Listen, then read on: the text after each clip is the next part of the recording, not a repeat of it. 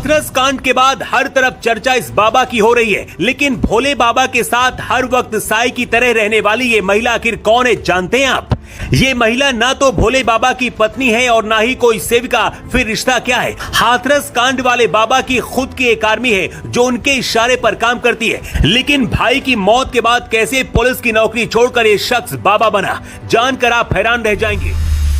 इस वक्त पूरे देश में बाबाओं की कमी नहीं है। इन बाबाओं में कुछ सही बाबा हैं तो कुछ फर्जी हैं जो सिर्फ अपने फायदे के लिए बाबा बन जाते हैं। हाथरस कांड वाले भोले बाबा को देखकर भी कोई नहीं कह सकता है कि कोई बाबा है। आंखों में काला चश्मा, सफेद कपड़े और गले में टाई, इंग्लिश स्टाइल, बिल्कुल अंग्रेजी स्टाइल लेकिन काम देसी। नारायण सरकार हरि और भोले बाबा के साथ बैठी इस महिला को हर कोई उनकी पत्नी अब तक समझ रहा था, लेकिन अब जो खुलासा हुआ है उसके बारे में जानकर आप भी अपना सिर पकड़ लेंगे। जिस बाबा के चरणों की धूल लेने के लिए भक्तों ने अपनी जिंदगी खत्म कर दी, वो बाबा इतना बड़ा कांडी निकलेगा, किसी ने सपने में भी नहीं सोचा था। अभी तक आपने भोले बाबा के जितने भी सत्संग देखे होंगे, वहाँ हमेशा ये महिला उनके बगल में बैठी होती है। इस महिला को भक्त माँ जी कहते हैं। हमको भी अभी तक यही लग रहा था कि महिला बाबा की पत्नी होंगी या फिर आश्रम की कोई सेविका होंगी जो उनके साथ हमेशा रहती है, लेकिन बाबा के साथ दिखने वाली ये महिला रिश्ते में उनकी मामी लगती हैं।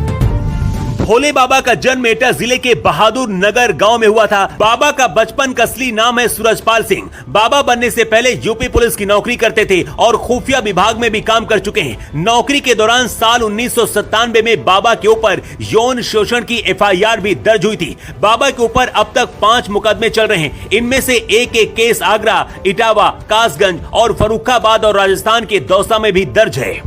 भोले बाबा उर्फ सूरजपाल 3 भाइयों में सबसे बड़े हैं।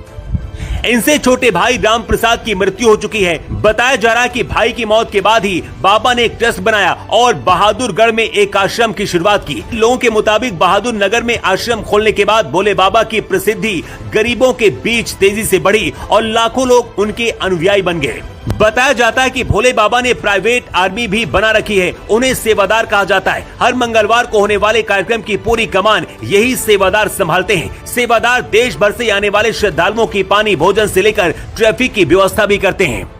हाथरस में 120 से ज्यादा लोगों की मौत के बाद योगी आदित्यनाथ ने भी बहुत बड़ा आदेश दिया है। सीएम योगी आदित्यनाथ ने कहा कि राज्य सरकार इस घटना की तह तक जाएगी। ये पता किया जाएगा कि ये सिर्फ घटना है या फिर कोई साजिश, और आरोपियों को कड़ी से कड़ी सजा दी जाएगी ताकि हमेशा के लिए वो नजीर बन जाए।